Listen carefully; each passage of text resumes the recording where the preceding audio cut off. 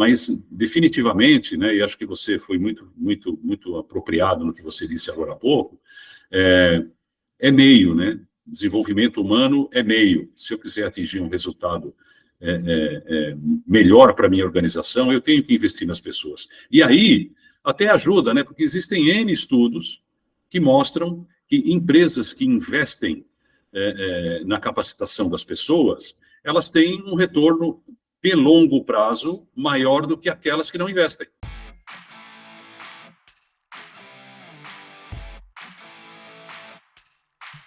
Olá pessoal, bem-vindo de volta ao Descomplica TD, o podcast de treinamento e desenvolvimento humano mais completo do Brasil e também dos países de língua portuguesa. Eu sou Michel Mussolini e eu agradeço a vocês mais uma vez que estão aqui conosco essa semana, que semanalmente nos acessam no Spotify, no YouTube, no Deezer, no Apple Podcast, para ouvir e ouvindo, refletir e se desenvolver. Vocês não sabem como eu fico feliz e energizado com essas nossas conexões e ligações que estão sendo criadas entre nós. O meu carinho e os meus abraços digitais a todos vocês.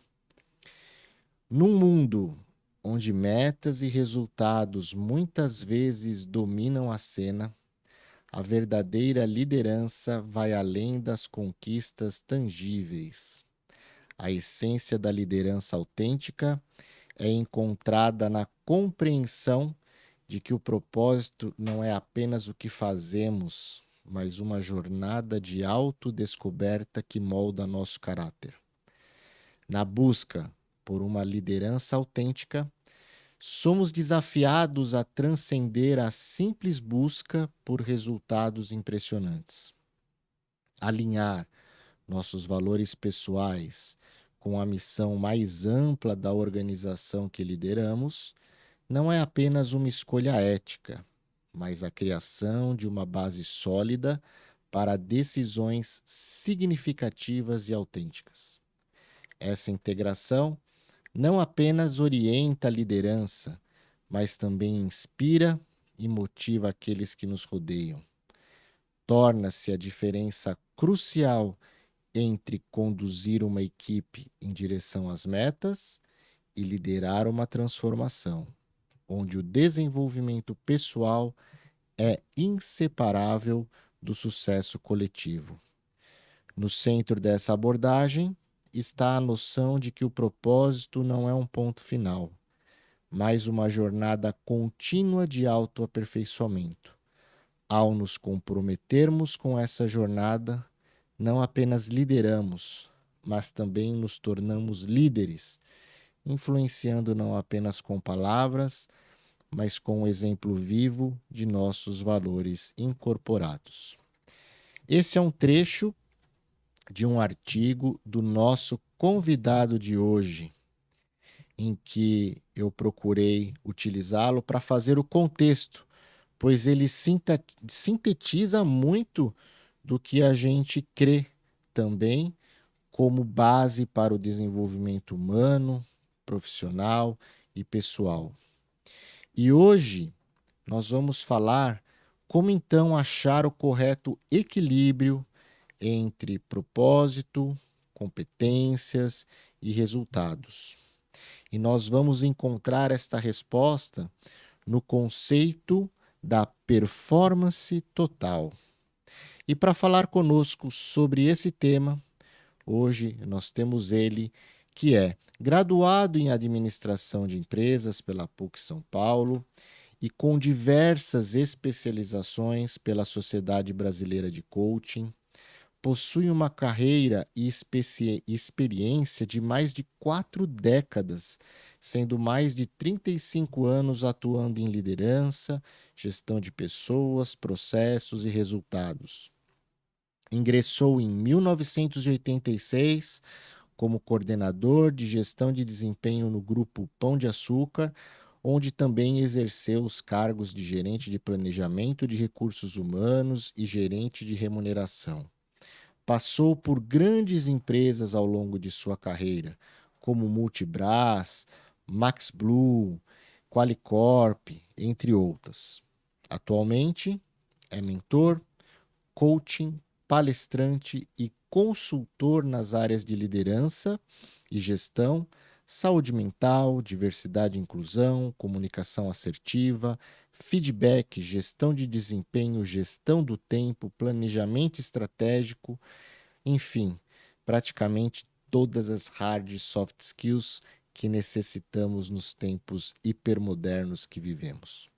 Criou o conceito da performance total, que é uma equação de propósito, mais competência, mais resultados.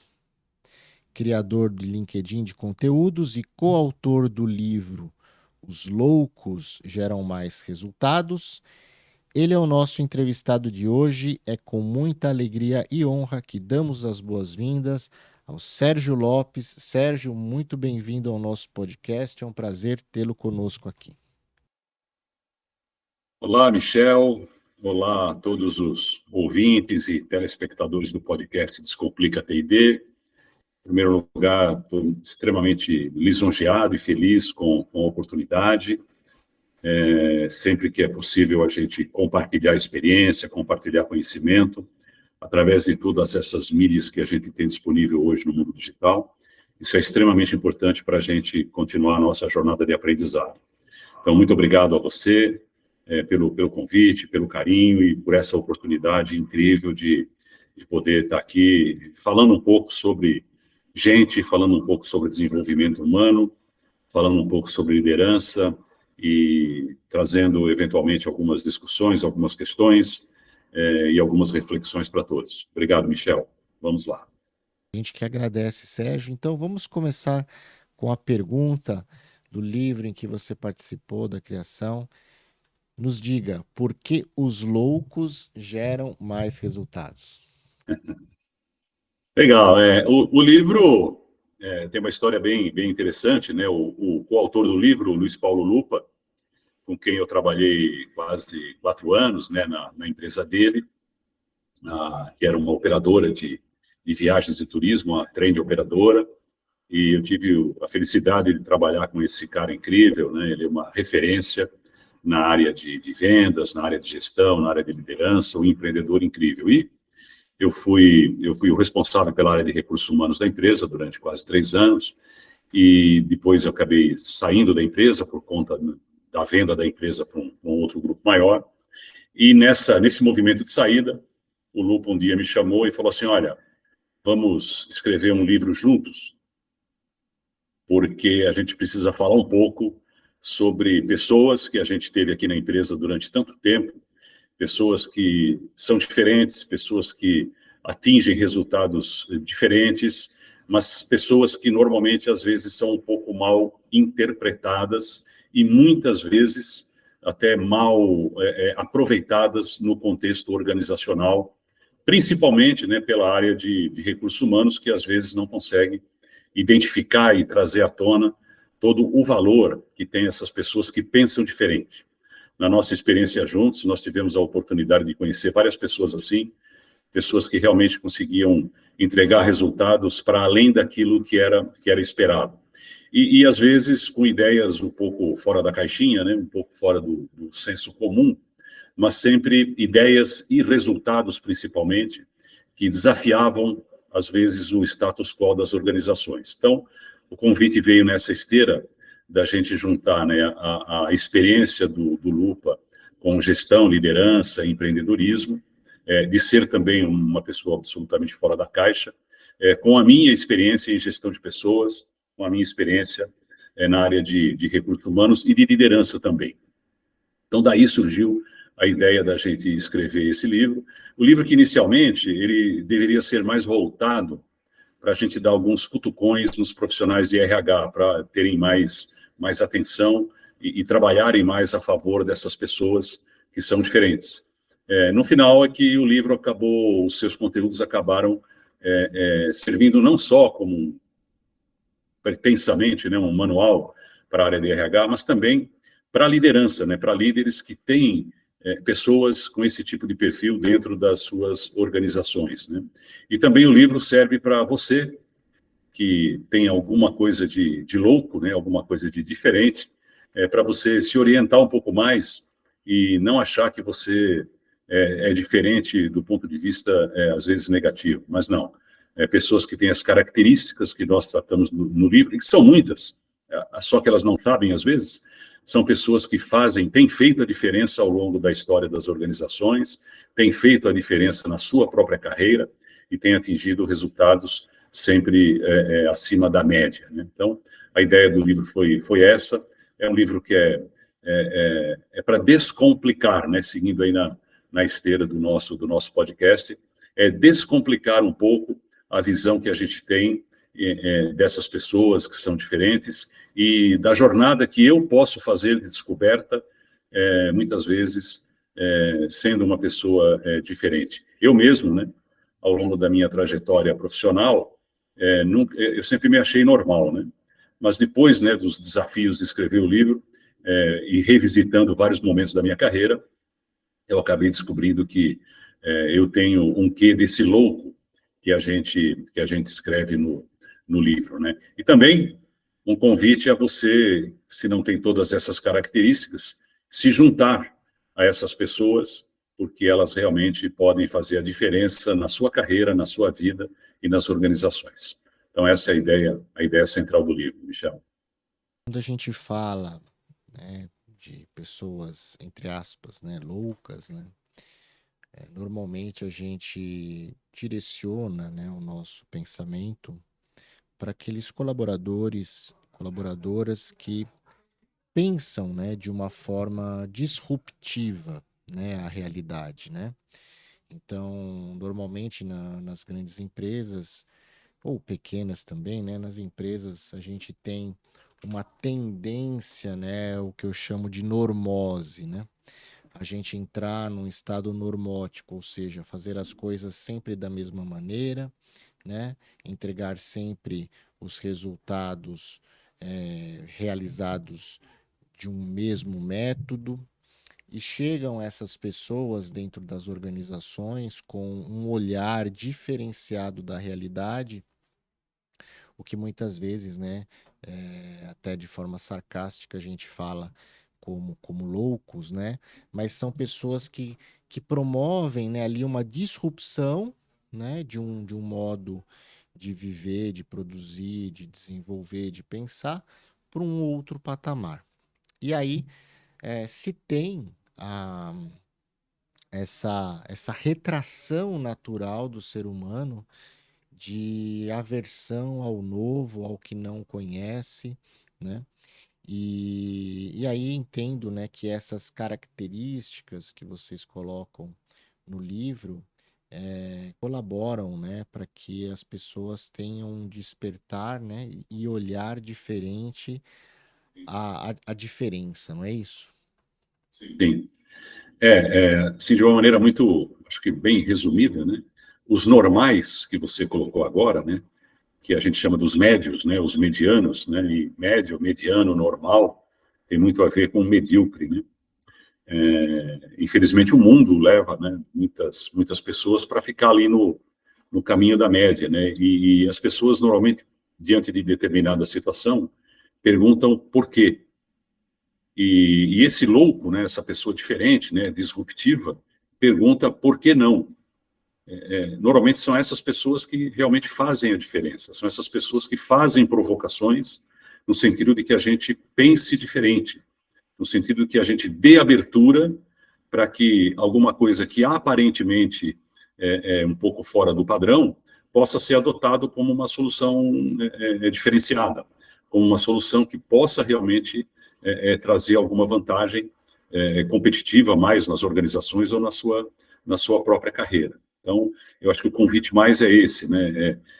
Quando a gente olha essas pessoas disruptivas, né? Quando a gente olha profissionais, né, que fizeram a diferença ao longo da história da humanidade e da história das organizações, a gente vê que são pessoas que não se limitaram ao status quo, né? Não se limitaram a fazer as coisas da forma como sempre foram feitas, mas descobriram eventualmente algum caminho alternativo, mesmo sem saber se ia dar certo ou não, e trilharam aquele caminho e, de repente, foram seguidas Mas também a gente sabe que nesse universo, né, da complexidade que é o mundo hoje, muitas dessas pessoas acabam se perdendo.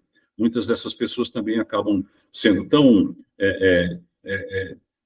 tentadas a voltar para o normal, que às vezes elas desistem. E a gente tem que dar um pouquinho mais de vazão para isso. A gente costuma dizer, eu costumo dizer nas minhas palestras sobre o livro, que sempre há um louco dentro de você.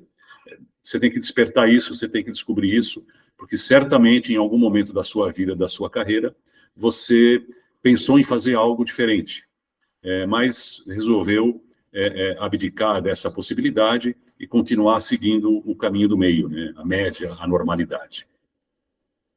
Importante, talvez eu acho, complementar, né, pelo menos no meu ponto de vista, não sei o que você entende disso, né, mas no mundo de hoje, onde todos querem ser superstars e youtubers famosos, né, e influencers, né, de mídia, enfim, eu acho que as pessoas elas ficam em busca de ser algo assim, um ponto fora da curva, né? Então, quando lemos, né, sobre este tipo de literatura, né, que incentiva o pensamento disruptivo, o pensamento diferenciado, as pessoas eu acho que ficam elucubrando muito, tentando pensar numa fórmula mágica para descobrir algo novo e ser um Steve Jobs, e ser um Bill Gates, em ser um Michael Jordan, né? Quando ele fez aquela enterrada pulando né, quase da linha dos três ali, na linha do lance livre, em ser um Pelé que tentou aquele gol do meio do campo e depois muitos jogadores tentaram copiar, enfim, as pessoas acabam querendo pensar, né? Nossa, eu quero fazer algo muito diferenciado. E 99% das vezes a diferença está no simples, né? Tá em você enxergar a realidade de uma maneira um pouco mais fora da, como você diz, fora da caixa, fora de si, fora da normose, mas fazer pequenas incursões em novidades que fazem também uma diferença grande, né, na nossa realidade, né? Sem dúvida, a possibilidade de fazer diferente, né, não está no mundo extraordinário, né, nesse mundo de likes e de 100% de sucesso, não é aí que está a possibilidade, está no mundo comum, está no dia a dia, está na simples observação de algumas situações do cotidiano que permitam a gente questionar, não assim simplesmente por ser contra, mas questionado por que aquilo acontece daquela forma e como é que eu posso fazer diferente. Coisas comuns, coisas do dia a dia, né? Você falou um ponto importante, essa questão das redes sociais, né? Onde só existe gente de sucesso, né? E a gente sabe que, pelo menos na minha carreira, que você citou aí, de mais de 40 anos, aliás, ano que vem eu estou completando 50 anos de carreira profissional, eu tive mais fracassos do que sucesso, né? E que bom que foi assim, porque foram eles que me fizeram aprender. Foram eles que às vezes mostraram para mim que, poxa, tem um outro caminho, ou deveria ter um outro caminho que eu, naquele momento, não descobri, né?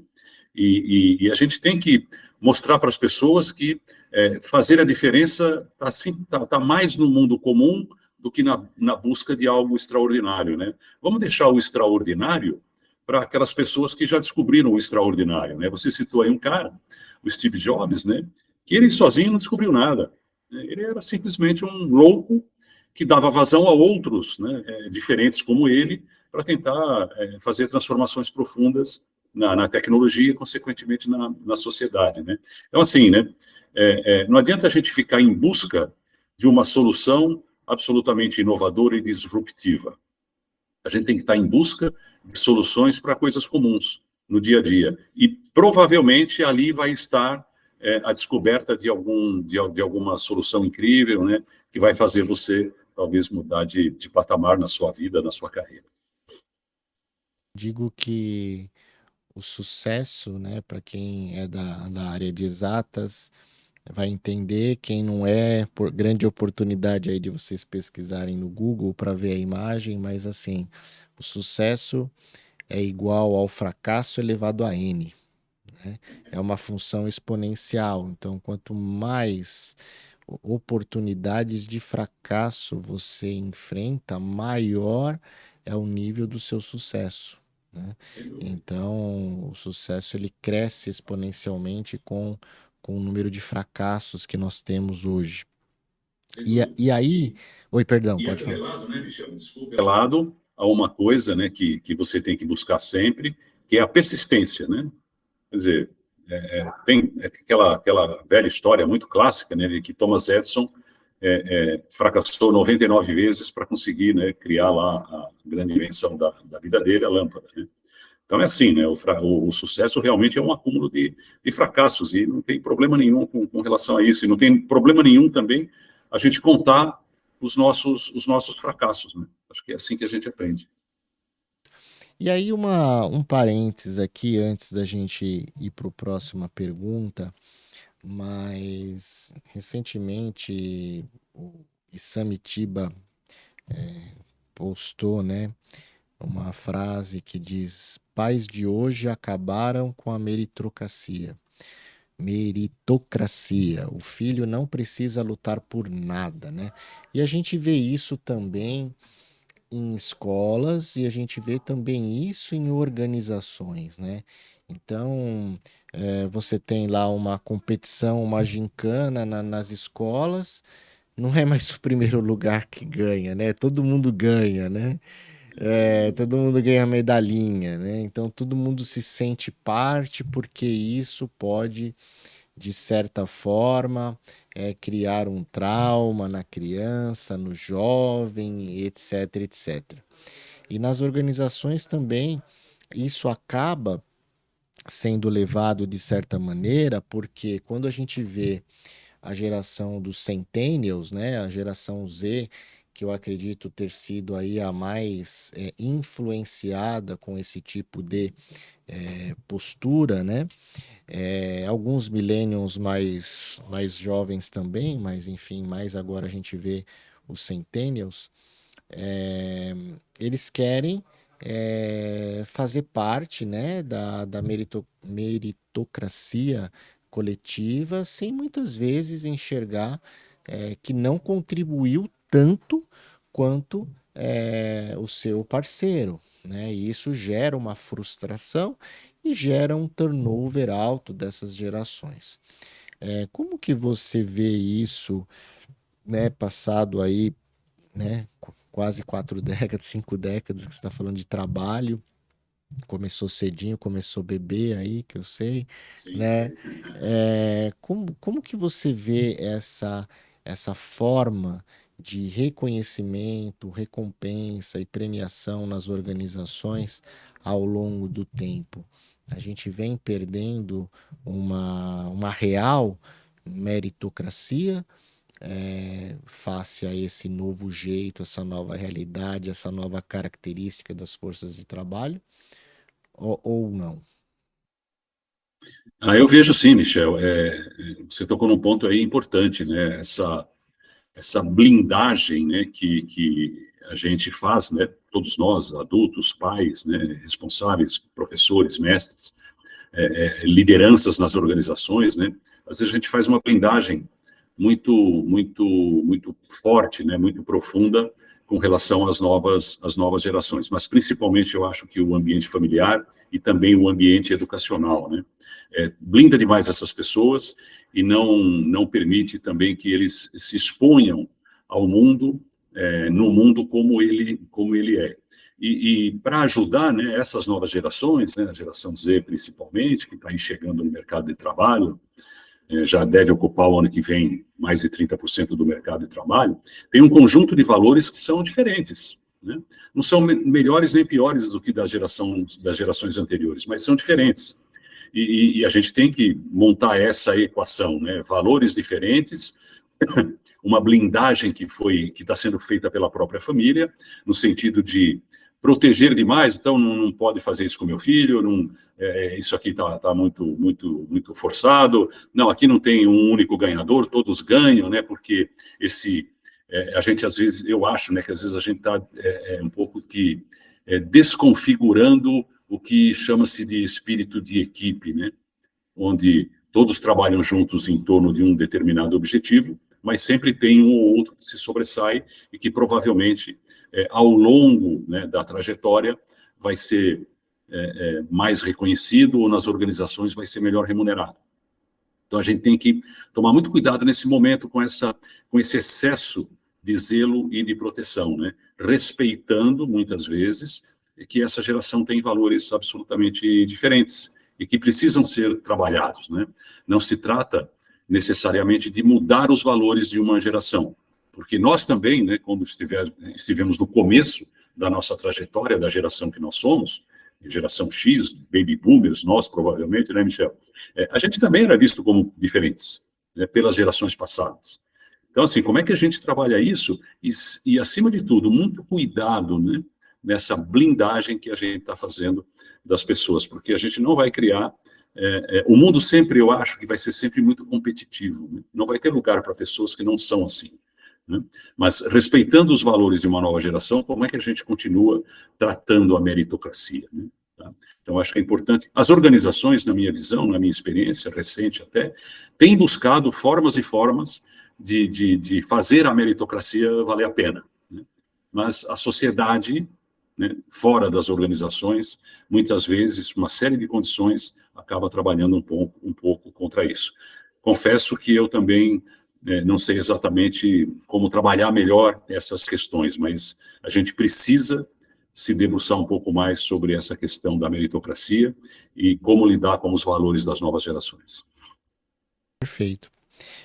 Eu acredito que, independente da geração, do contexto histórico, social que nós estamos, que os valores, né, alguns valores, a forma de relacionamento, ela muda. E não quer dizer que é pior ou melhor, tem muitos pontos melhores, alguns não tanto, mas enfim. Existem algumas bases que elas têm que ser imutáveis, senão a gente gera um caos do relativismo, né? Então, eu dou um exemplo, né? Quando eu comecei a trabalhar, eu lembro que o meu chefe, né? Ele era portas fechadas, né? O meu gerente, né? Tinha portas fechadas e cada gerente tinha uma secretária em que organizava a sua agenda. Então, para eu falar com o meu gerente, ou seja, o meu líder, que na época a gente chamava de chefe, hoje se chama chefe, né? Chove comentários. Você tinha que marcar um horário com a secretária, né? Muito bem. Ao longo, né, eu fiquei 15 anos, né, na General Motors, né, uma empresa fantástica que eu aprendi muito e eu acompanhei a evolução. O setor automotivo é um setor bem hierárquico e eu acompanhei essa evolução. Depois, passado um tempo, já era o Open Office, né? Porém, você ainda tinha, né, diminuiu muito, mas você ainda tinha restrições na agenda para conversar com o seu chefe, né, com o seu líder. Depois entra um tempo que os gerentes não têm mais secretária, né? E você já consegue diretamente falar com ele. Foi mais ou menos na época que eu me tornei gerente lá. Então você já tinha os seus engenheiros, enfim, entrando na sua sala, né? Sem marcar horário e tal. Então, por exemplo, Sem bater na porta. sem bater na porta, Mas assim, esse processo, por exemplo, de comunicação, na minha visão, ele veio evoluindo, porque ele desburocratizou, né, e tirou do pedestal muitos chefes que se achavam superior aos outros, por questões, né, de você não fala comigo diretamente, né? Quem é você para falar comigo diretamente, né? Logicamente, se você pensar na produtividade e no resultado para a própria empresa, foi muito melhor esse processo, entre aspas, de desburocratização, né? E foi impulsionado, né, pelos novos gerações que já não aceitavam, não viam mais com naturalidade você ter que agendar com uma secretária para depois agendar para falar com o seu chefe para pegar uma orientação, né? Então a gente viu esse caminho. Então houve ali uma evolução na comunicação. Porém, certos valores ali, em termos de respeito e direcionamento, não devem ser questionados. Então, uma vez que foi-lhe passado, foi-lhe explicado e tem que se fazer algo, não tem mais questionamento, né? Você é pago para aquilo. E hoje a gente ainda, esse relativismo acaba muitas vezes influenciando na performance das organizações, porque os colaboradores entram num debate infinito, né, sobre o que tem que ser feito, como tem que ser feito, porque eles querem se sentir parte, engajados, e muitas vezes não, você tem que seguir um direcionamento, pronto e acabou, né? Nem tudo dá para ser discutido, né, indefinidamente. E aí, isso acho que faz um link interessante para a nossa próxima pergunta, que é sobre o conceito, né, que você fala de performance total, né, que entra a questão dos resultados, que é o que a gente está falando aqui, muitas vezes a gente precisa entregar, porém estes, né, atrelados diretamente ao seu nível de competência, ao seu nível de conhecimento sobre determinado assunto, e também, acredito, pela força impulsionadora do seu esforço, que é o seu propósito. Se isso está alinhado com aquilo que você tem que fazer, né? Então, performance total como somatória de propósito, competências e resultados. Fala um pouquinho para nós sobre ele. Vamos lá, só um contexto da origem, né? Eu não gosto de chamar de conceito, de chamar de fórmula, alguma coisa assim, mas a origem dessa minha abordagem foi em 2017, até um processo um pouco anterior ao livro, né, que eu resolvi fazer um período que a gente chama de sabático, né? Resolvi sair da empresa onde eu estava, lá com o coautor do livro, o Luiz Paulo Lupa, e passei um período viajando um pouco, descansando, estudando e buscando a minha formação na área de coaching, de mentoria. E eu comecei nesse momento, já que eu tinha tempo para estudar mais, para ler um pouco, eu comecei a revisitar um pouco da história da minha carreira, tentando entender como é que eu tinha chegado até ali, né? Quais os elementos diferenciadores que na minha carreira, né, eu consegui construir para chegar naquele momento, né? E aí começou a surgir essa coisa de que, poxa vida, o propósito, essa palavra propósito estava começando, né, em 2017, ela já era usada, mas ainda não com a intensidade que veio nos anos posteriores. E eu descobri que, bom, você faz o que você faz e gosta do que você faz por alguma razão. E qual é essa razão, né? O que está por trás disso, tá? E eu descobri assim, poxa vida, eu gosto de ajudar as pessoas, eu gosto primeiro de me desenvolver, de ter mais conhecimento, e aplicar isso para contribuir com outras pessoas, ajudar na medida do possível, da necessidade e do quanto as pessoas querem ser ajudadas, né? E isso acabou se resumindo em propósito, né? Por que eu faço o que eu faço, e como é que isso deixa um legado. E também eu descobri que isso estava lá desde sempre em mim, né? E aí eu comecei a pensar o seguinte, bom, de novo, né, revisitando a minha carreira, não foi só o propósito, né, um negócio bacana, querer deixar um legado, uma super boa intenção de ajudar os outros, né, não foi só isso que me ajudou. Me ajudou também porque ao longo da minha trajetória eu consegui construir um conjunto de habilidades, de comportamentos, né, de conhecimentos, né, o conceito da competência, que viabilizaram, né, ou ajudaram a solidificar o meu propósito. Então, assim, eu identifiquei que, poxa, propósito é só uma boa intenção. Se você não tiver um conjunto de conhecimento, de competências que transformem esse propósito em algo palpável, ele perde um pouco do sentido, né? Tá bom, quero ajudar as pessoas, mas quero ajudar como, né? Que competências que eu tenho para transformar isso em algo real, né? Em algo plausível para as pessoas. Então, veio o segundo elemento da competência, né?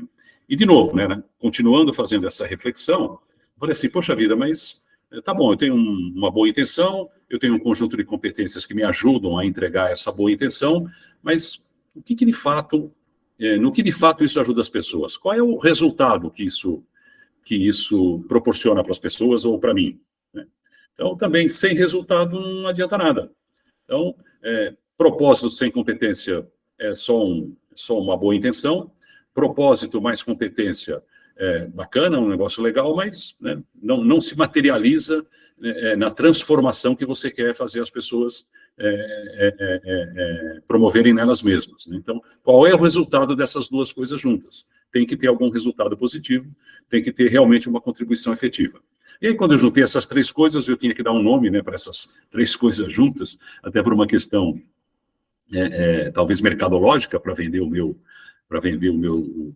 conhecimento, os meus serviços, que eu criei, então, esse nome de performance total. E aí, Michel, quando eu identifiquei esses três elementos, eu falei, poxa vida, eu preciso ir além da minha história pessoal, tá? E aí eu fiz assim, de maneira muito empírica, né, muito livre, né, sem nenhum rigor científico, eu identifiquei empresas, outras pessoas, identifiquei empresas e até alguns produtos, né, que conseguiram fazer sucesso, conseguiram ter um resultado significativo, conseguiram ficar marcados nas pessoas, nas organizações ou no mercado, de uma maneira que foi absolutamente diferente. Conseguiram realmente deixar essa marca de ter uma performance além daquilo que é esperado.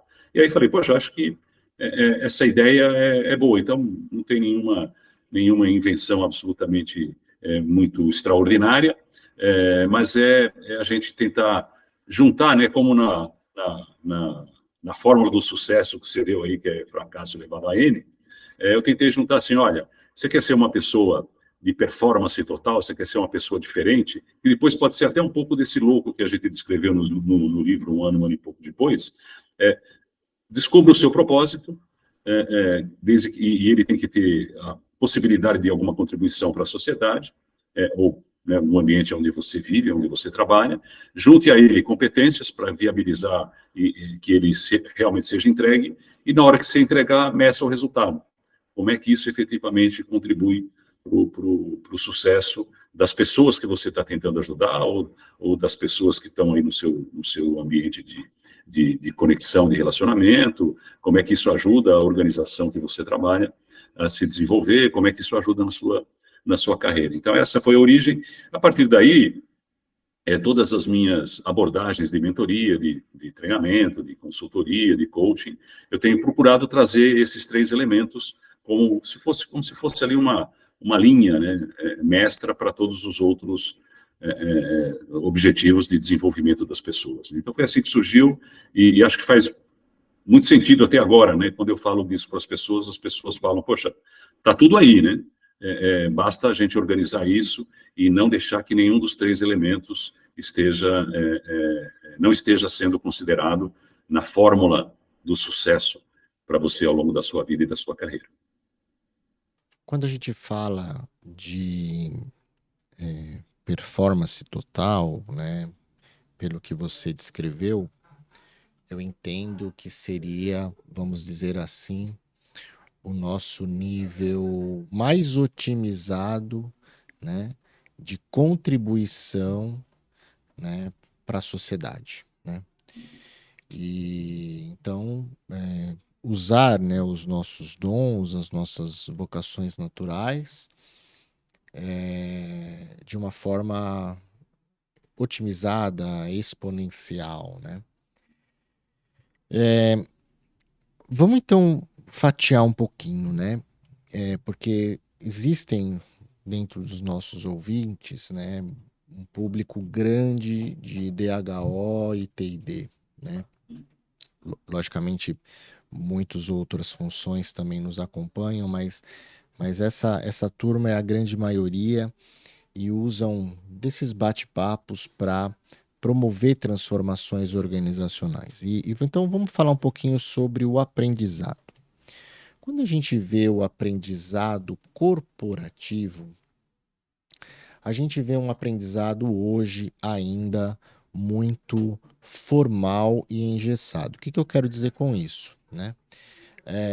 A grande maioria das empresas ainda focam os seus investimentos, né? A gente chama de investimento, mas muitas delas ainda, infelizmente, vêm como despesas, a capacitação corporativa. E aí essas áreas, né, de TID e DHO acabam colocando como métrica de accomplishment, de realização, né, o plano de treinamento corporativo como um OKR, o que para mim é totalmente descabido, né? Porque o treinamento, a capacitação é um meio para um fim, né? Você não faz um plano de treinamento para concluir o plano de treinamento como OKR. Não é um fim em si mesmo. Não é um fim em si mesmo, né? A capacitação corporativa, ela serve para você mudar as pessoas a fazer diferente ou mudar as pessoas para ser diferente, seja o hard ou soft skills dentro da organização. E aí elas focam, consequentemente, como vem como despesa, apenas em normativos, compliance e etc. Esquecem o que a gente chama de big picture, né? Da capacitação. Quando você atua, né, de forma consultiva, em mentoria para organizações, o que você vê em relação, né, a essa visão de empresas enxergarem capacitação ainda como despesa? E o que você faz ou explica ou colabora para um despertar, né, de uma visão diferente sobre a melhor qualificação dos profissionais dentro da organização? Vamos lá. Eu acho que a nossa área de treinamento e desenvolvimento, né, área de educação, enfim, seja o nome que a gente queira dar para essa área ao longo da história nas organizações, ela, num determinado momento, ela se perdeu um pouco na tentativa de fazer o ROI do treinamento, né? Quer dizer, mostrar como é que as ações de treinamento conseguiam ter um retorno lá na última linha do negócio. Eu tentei fazer isso várias vezes em posições executivas que eu ocupei nas empresas, e confesso que eu nunca consegui obter nada de concreto, né, para medir esse tal do ROI, né? Por uma razão simples, e você falou aí de uma maneira muito clara, né? Tudo isso, a capacitação das pessoas, principalmente essa capacitação mais no sentido de fazer uma mudança de mentalidade, de fazer um alinhamento de cultura, de fazer com que as pessoas, gerar mais engajamento e comprometimento das pessoas, tudo isso é meio que contribui efetivamente para a melhoria dos resultados da organização. Mas aí dizer que aumentou em 0,5% a receita ou em 0,5% o lucro, eu acho que é uma coisa muito, muito difícil. E a gente, eu acho que investiu muito tempo nisso, e aí acabou perdendo um pouco da essência da atividade de desenvolvimento humano nas organizações, que eu acho que hoje está voltando um pouco às suas origens, né? Que é linkar o desenvolvimento humano à questão da cultura, né? A melhoria do engajamento, a melhoria do clima, a questão da diversidade, enfim, todos esses elementos novos que surgiram aí nas últimas décadas. Mas deixar de lado um pouco essa busca constante por encontrar o ROI do treinamento. Por outro lado, né, Michel, a gente sabe que a cabeça do executivo principal da empresa, do CEO ou do dono da empresa, ela funciona assim, cara, eu vou investir aqui alguns milhares de reais, ou seja, o dinheiro que for, num programa de treinamento, qual é a certeza que isso vai ter algum retorno específico, né? Então, por isso a visão infelizmente normal de que treinamento e desenvolvimento é custo, é despesa e não investimento, tá? Às vezes, muitas vezes, ações de treinamento só porque o concorrente está fazendo, eu vou fazer também. Então, meio que para preencher lá uma lacuna num determinado momento, eu vou reunir a galera para fazer uma convenção de vendas e todo mundo vai sair daqui extremamente preocupado em aumentar as vendas em 30% e o resultado. Então, acho que a gente tem que tomar muito cuidado nesse momento e revisitar um pouco mais a essência do que é a atividade de desenvolvimento humano, que não é cartesiana, né? Que não é assim, eu invisto 10 mil numa equipe de vendas e esses 10 mil vai me retornar em 50 mil de aumento da receita no final do mês. Não é assim, não é assim. Até porque se a gente reúne 20 pessoas numa sala, num ambiente, né, de aprendizado, de treinamento, uma sala de aula, um ambiente online, um encontro qualquer, você sabe que tem uma parte ali que vai efetivamente entender a mensagem que está sendo dita, vai absorver conhecimento e vai se transformar no sentido de melhorar o seu resultado. Tem outra parte que não vai ver razão nenhuma naquilo, porque não está interessada, né? Está interessada em pagar o boleto no final do mês e teve que ser chamado para um treinamento lá, essa coisa chata, de alguém lá falando na frente ou mandando abraçar a árvore, né? Que coisas que a gente faz de vez em quando. Tem um conjunto de pessoas que fala, deixa eu ver para onde a banda toca, né? E como é que eu me encaixo nisso, né? Tá? Então, por outro lado também, ou nesse sentido, a gente tem que reinventar um pouco a atividade de desenvolvimento humano nas organizações. E acho que a gente está num caminho, né? Eu acho que as novas tecnologias, a possibilidade de você ter um pouco mais de instrumentos de medição, acompanhar mais de perto o desempenho das pessoas, ter algumas métricas mais quantitativas e qualitativas, eu acho que isso ajuda bastante. Mas, definitivamente, né, e acho que você foi muito apropriado no que você disse agora há pouco, meio, né? Desenvolvimento humano é meio. Se eu quiser atingir um resultado melhor para a minha organização, eu tenho que investir nas pessoas. E aí, até ajuda, né? Porque existem N estudos que mostram que empresas que investem na capacitação das pessoas, elas têm um retorno de longo prazo maior do que aquelas que não investem, né? Então, isso está lá na Bolsa de Nova York, né, nas bolsas mundiais, nas companhias de capital aberto. Você consegue claramente identificar isso. Olha, esta empresa tem uma cultura de desenvolvimento, investe efetivamente um volume de recursos considerável na capacitação e na transformação das pessoas, e ao longo, né, de 5, 10 anos da sua história, ela demonstrou um resultado melhor. Produto não só do treinamento, do desenvolvimento, produto de investimentos em tecnologia, de investimento em novos produtos, de processos de M&A e tudo mais, né? Ao passo que empresas que não fizeram nada, que no limiar da primeira crise, corta a verba de treinamento, não treina mais ninguém aqui, e no longo prazo, ou médio e longo prazo, o valor de mercado delas não acompanhou essas outras organizações. Então, acho que é uma maneira que a gente tem de fazer isso. Eu, por exemplo, só finalizando a pergunta que você me fez, eu estou agora, nesse momento, participando de um projeto numa empresa de vendas, né, para dar uma acelerada nas vendas. E eles me encomendaram lá, então, um programa de treinamento para ajudar os vendedores, né, e me perguntaram qual é o retorno que o seu programa vai dar. Eu falei, não sei. Se você me perguntar, ó, eu vou comprar o seu treinamento, e eu quero que o seu treinamento aumente as minhas vendas em 10%, desculpa, não vou me comprometer com isso. O que eu posso te garantir é que, ao longo do processo de capacitação das pessoas, os seus vendedores serão diferentes, né? Tomara que sejam diferentes para melhor, mas não depende só do treinamento, né? Depende da cultura da organização, depende de um processo, né, de um pouquinho de paciência, de apoio de estratégia, apoio de ações de marketing, qualidade do produto, a forma como eu me relaciono com o meu cliente, com o meu consumidor. Então, não tem milagre, né, não dá para fazer, e a gente tem que buscar dissociar, muitas vezes, o treinamento de um retorno de investimento possível de ser mensurado na sua plenitude. Só complementando, né? Quando a gente fala sobre esse tema de ROI, né?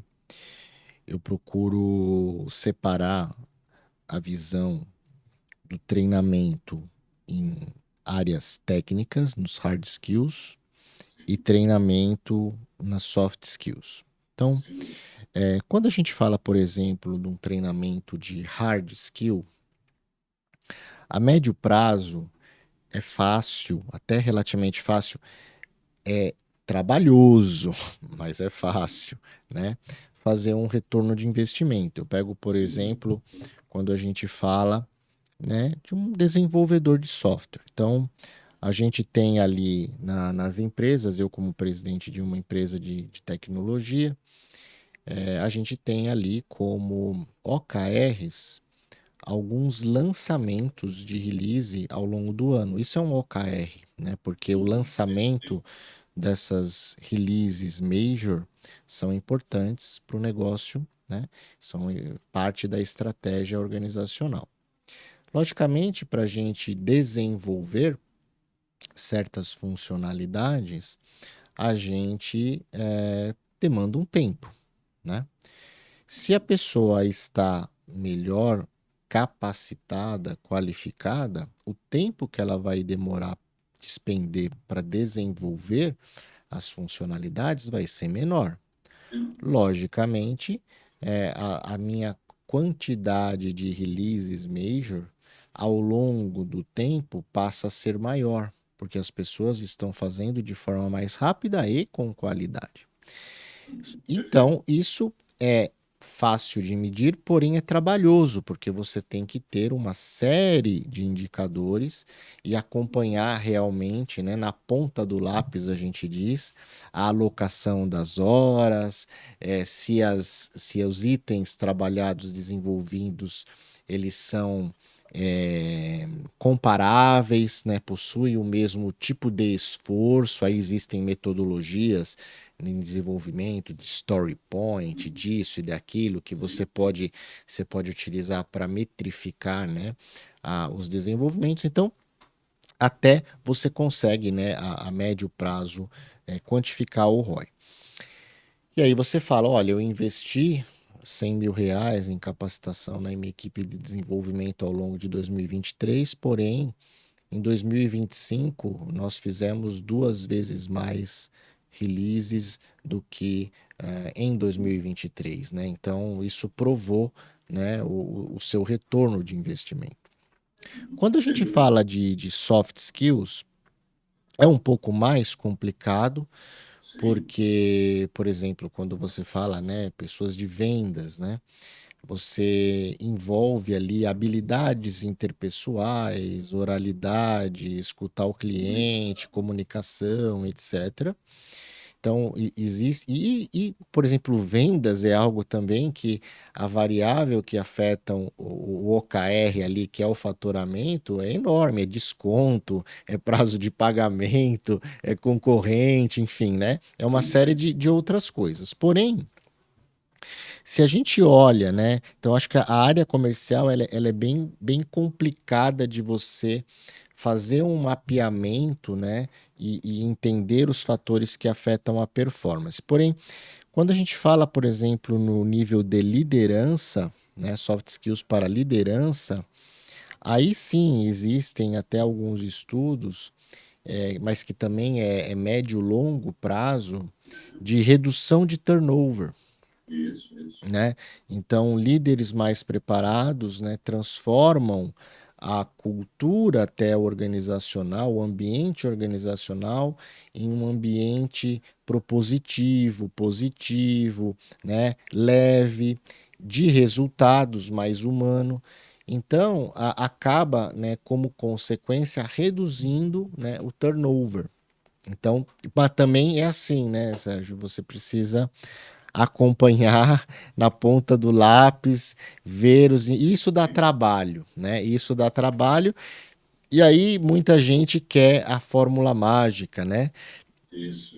Quer os sistemas mágicos, né? Então procuram sistemas de treinamento e desenvolvimento humano mágicos, que eu quero com inteligência artificial para me dar tudo. Mas a inteligência artificial tem uma lógica por trás que é desenvolvido por humano, né? Então você precisa falar o que você quer da inteligência artificial, né? Acha que o sistema vai resolver tudo. Então, existe sim, é possível, mas dá trabalho. Mas quando a pessoa se realmente se compromete, né, a fazer isso, e tem aí vai para o corpo executivo, né, os CEOs, os COOs, CFOs, suporte, né, da alta liderança para fazer esse trabalho, com certeza a empresa alcança um novo patamar de resultado, né? Sem dúvida.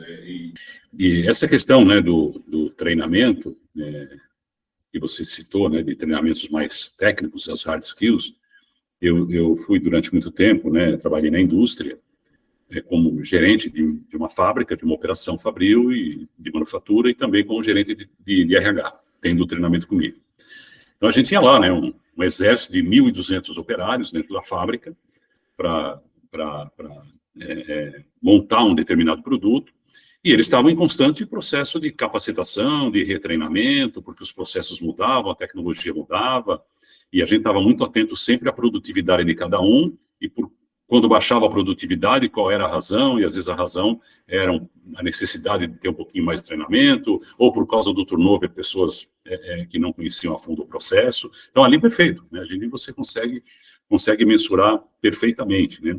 E ainda na questão da liderança, além do turnover, quando você pega, na minha visão, né, quando você tem as pesquisas de clima organizacional, que tem ali uma série de fatores de desenvolvimento da organização, a maioria deles ligados diretamente ao exercício da liderança, que você consegue realmente, num clima, né, mais positivo, digamos assim, né, de maior abertura, com uma série de elementos facilitadores do desenvolvimento humano, você consegue ser aquelas empresas que as pessoas querem trabalhar, ser aquela empresa que as pessoas se sentem bem ali dentro, e para trocar, eles vão pensar duas vezes, né? Aquela coisa que a gente diz, o 6 por meia dúzia não vai funcionar.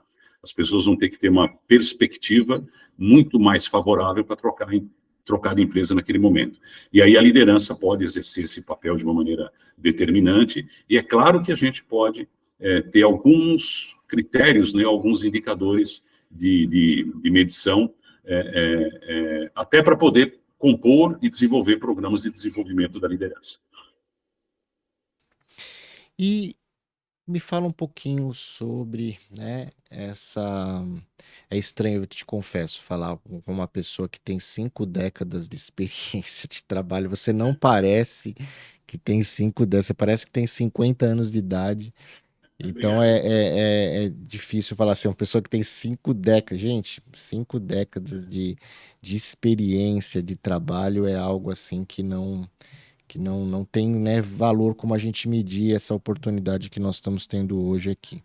Mas fala um pouquinho para nós como você enxerga, né, o pré e pós-pandemia. Você já viu tanta coisa, você já viu os baby boomers, os dinosaur boomers, os X, o Y, o Z, agora a Alpha, enfim.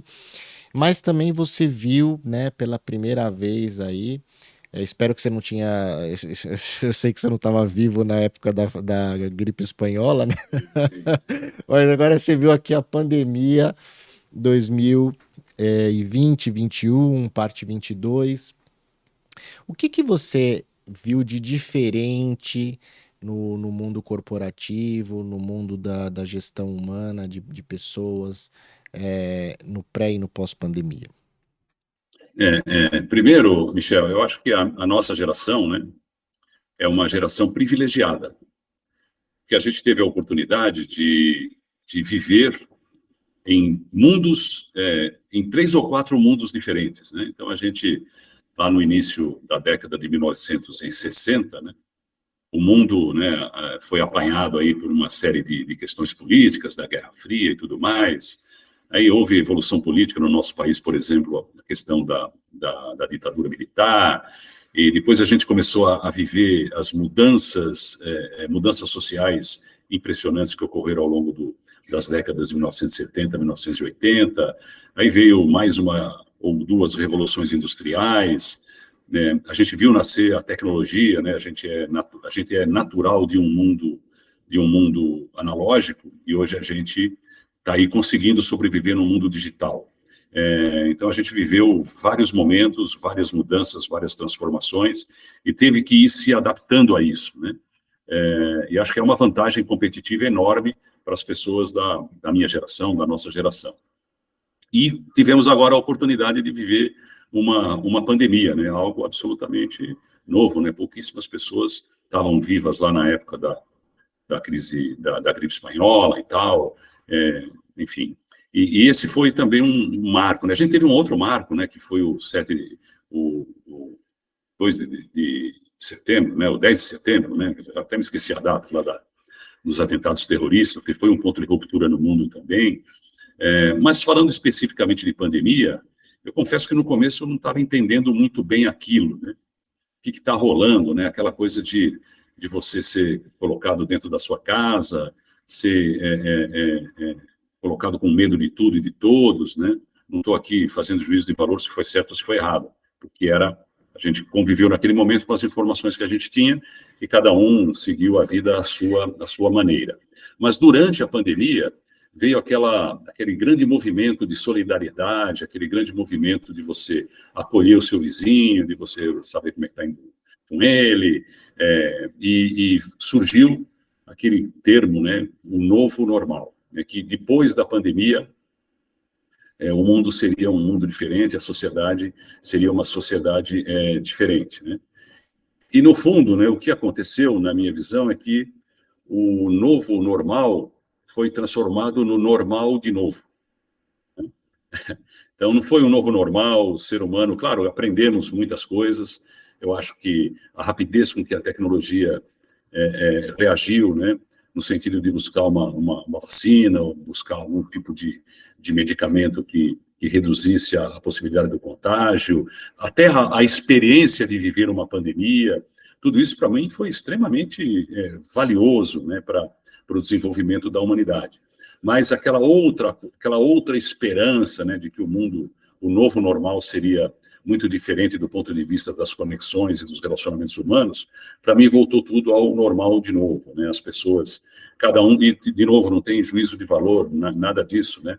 Mas cada um voltando à sua vida, cada um voltando aos seus interesses, cada um voltando às suas necessidades, muitas vezes que para ser atendidas pode significar tirar a oportunidade de outros. A gente vê, né, essas duas guerras absolutamente estúpidas que nós estamos vivendo, mostra que o ser humano pouco aprendeu no sentido de uma humanidade um pouco melhor, né? Nas organizações especificamente, né, houve toda aquela transformação do trabalho home office, onde foi possível, 100% home office, né? Eu me lembro que, ao longo da minha gestão em algumas empresas, sempre estava se questionando, poxa, será que não é o caso da gente colocar algumas pessoas trabalhando em casa, porque isso pode ter um pouquinho mais de qualidade de vida, porque o deslocamento é muito, muito demorado, é de má qualidade, é um custo muito grande para a empresa ter toda essa estrutura aqui de física, a área de tecnologia da informação, né, a área, inclusive, que você também atua, já vivia uma experiência de ter desenvolvedores trabalhando à distância, e aí, né, veio a pandemia e colocou todo mundo em casa. E aí se descobriu que, poxa, pode dar certo trabalhar todo mundo em casa, né? Com uma série de condições, de restrições e de vantagens. E agora, nesse momento, a gente já está vivendo um retorno, as empresas já começam a falar mais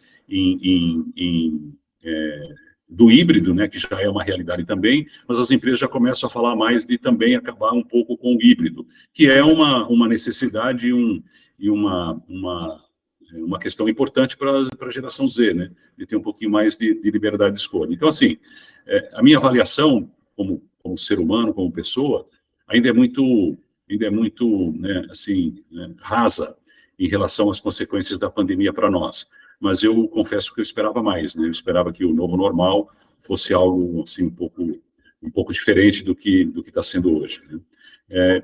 E agora o que nós aprendemos com isso e como é que nós vamos caminhar, né? A humanidade vai caminhar daqui para frente. Eu gostei da frase que você falou, né? É o normal de novo, né? Só para fechar esse assunto, eu vejo tudo a questão do comportamento humano, né? Então, quando o home office ele não era uma prática, né, tão comum nas organizações, eu lembro das pessoas, né, no começo, né, da pandemia, no home office, tendo aquela preocupação de se fazer sentir online para a sua liderança. Então, às vezes, a pessoa ficava até com medo de ir no banheiro e não responder uma mensagem, né, no Teams ou na ferramenta de comunicação que as empresas adotaram, para não passar a impressão de que não estava trabalhando, né? Então existia ali uma tensão, entre aspas, das pessoas, ou uma preocupação das pessoas em mostrar que estava trabalhando, estava online, estava dando resultado. Aí você começa, né, a ter, depois, né, da normalidade, do híbrido, um relaxamento, né? Você acaba tendo um relaxamento. E aí as pessoas acabam, de certa forma, tá? Não generalizando, mas assim, se a gente pegar os números, isso prova, né, um relaxamento grande das pessoas a nível de produtividade até. Por isso que as empresas começam, é uma reação, né? Toda ação gera uma reação. As empresas começam a reagir de uma porque elas precisam sobreviver na questão dos resultados e começam a solicitar o presencial, né? Então agora tem essa queda de braço, né, entre o interesse dos colaboradores, a necessidade geracional e a importância para as empresas dos resultados. Então essa tríade aí a gente ainda vai ver muita discussão. Logicamente, se todo mundo fizesse o seu sem né, necessidade de follow-ups intensivos, não importa onde realmente a pessoa trabalharia, mas a gente sabe que entre a utopia dos textos nas mídias sociais e a realidade organizacional, né, existe aí um vácuo grande que a gente precisa trabalhar. Se você deseja acessar um canal sobre casas inteligentes com apresentação de dispositivos que tornam seu dia a dia mais fácil, dicas de automação, explicações como tornar sua casa mais digital e ter acesso a tutoriais e muito mais, acesse Makers Vault no YouTube. É tudo junto. Makers Vault, o segredo dos fabricantes, o canal para aprender e se desenvolver. Bom, meu amigo, a gente está chegando aí ao final dessa 1 hora de conversa e normalmente a gente termina os nossos episódios com 3 perguntas que eu gostaria de fazê-las agora para você, tá? E aí você nos explica de forma, alguma história, alguma frase, alguma palavra, enfim, da melhor forma que você puder. A primeira então, ao longo aí da sua carreira, né? Quando você hoje, se você olhar para trás, qual é a lembrança da maior conquista, do momento mais positivo que lhe vem na cabeça, que te abre aí um sorriso no rosto? É fácil até para mim, né?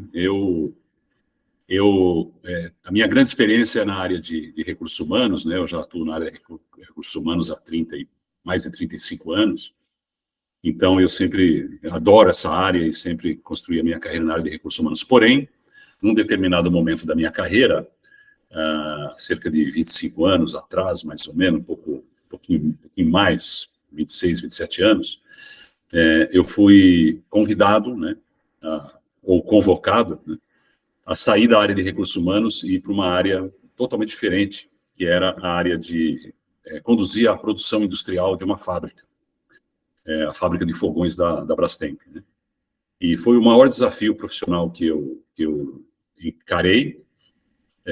Naquele momento foi uma coisa incrível. Naquele momento, né, olhando hoje, eu descobri que eu era um louco e não sabia, ao aceitar um desafio daquele tamanho. E por que isso, né? Porque me deu a oportunidade de descobrir 2 coisas, né? A minha carreira já estava bastante consolidada na área de recursos humanos, mas eu descobri que havia vida além da área de recursos humanos, né?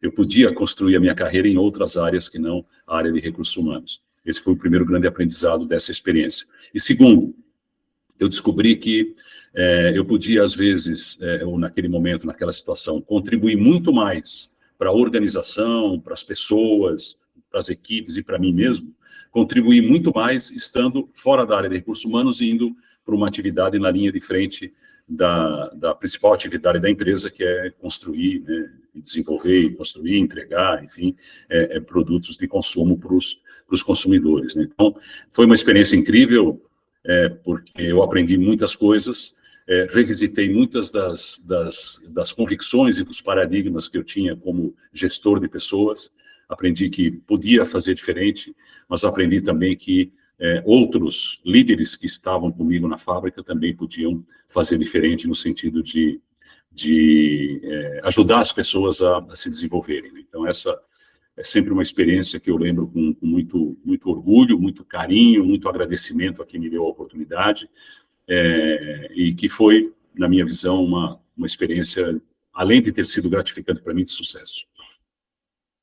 E aquele momento que hoje você olha também, aquele momento que lhe vem na cabeça, que você fala, puxa, podia ter feito diferente, né? A gente fala um momento de maior aprendizado, ou aquela falha exponencial que lhe ajudou, né, a crescer, a amadurecer.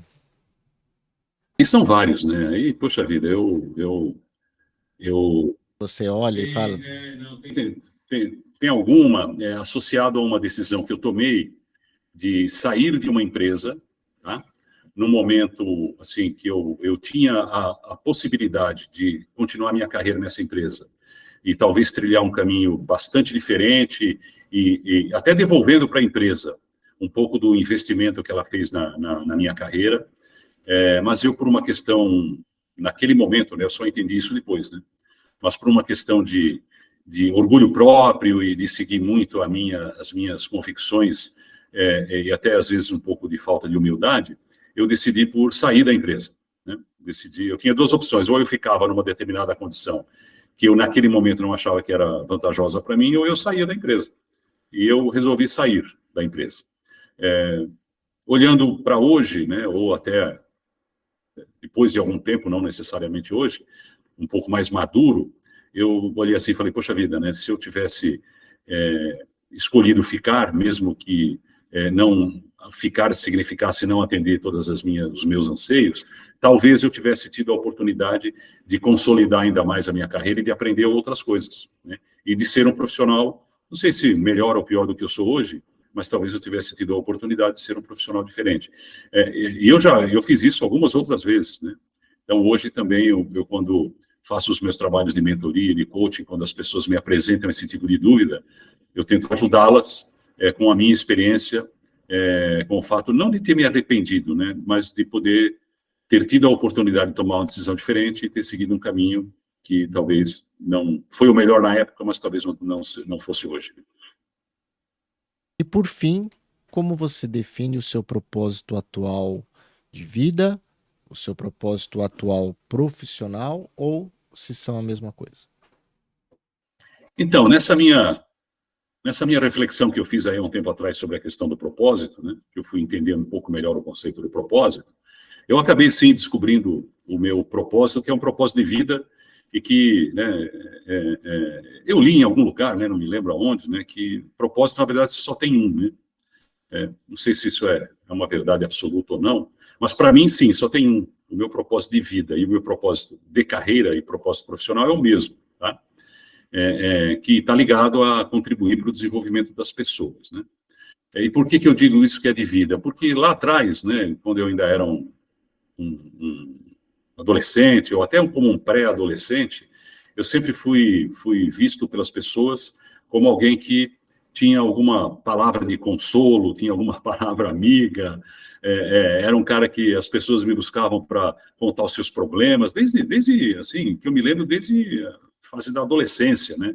Eu tinha muitos amigos, muitas amigas, que estavam sempre querendo me trazer os seus problemas, e o que você acha que eu tenho que fazer nessa situação ou naquela. E eu dava lá os meus pitacos, né? Quem era eu para... Eu não cuidava da minha vida direito, mas o fato é que eu tinha alguma coisa para dizer. Talvez pelo meu interesse sempre em aprendizado, eu sempre passei a vida lendo, eu leio tudo, até bula de remédio, né? Então, quando eu comecei a desenvolver mais, ou identificar mais o meu propósito profissional de carreira, ligado ao desenvolvimento das pessoas, por isso toda a minha experiência em RH, eu falei, poxa vida, mas eu faço isso desde sempre, né? Então, eu consolido esse meu propósito porque eu realmente estou sempre disposto, disponível e buscando formas de aprendizado para mim que me ajudem a ajudar os outros a se desenvolverem, né? Então, Esse é o meu propósito, é um propósito de vida e de carreira, como a profissão que eu escolhi para mim desde sempre e ainda hoje. Sérgio, muito obrigado aí pelo seu tempo, por ter aceitado o convite aí da nossa equipe. Foi um prazer conhecê-lo mesmo que virtualmente. Espero que a gente tenha aí a oportunidade de se ver presencialmente, né? E continuar esse relacionamento que foi bastante, assim, para mim pelo menos, engrandecedor, e espero que para todos os nossos ouvintes ou aqueles que nos assistem no YouTube também tenha sido. Muito obrigado. Muito obrigado, Michel, mais uma vez. Poxa, o papo foi incrível, né? Como até a gente falou outro dia, às vezes parece que 1 hora é muito, mas é muito pouco, né? Para tudo aquilo que é, porque uma conversa vai puxando a outra, um tema vai puxando o outro, e a gente tem tantas histórias para contar e tantas coisas para aprender. Mais uma vez, muito obrigado, é uma oportunidade incrível estar com vocês. Espero que, né, o que a gente conversou aqui possa ser útil para as pessoas, né?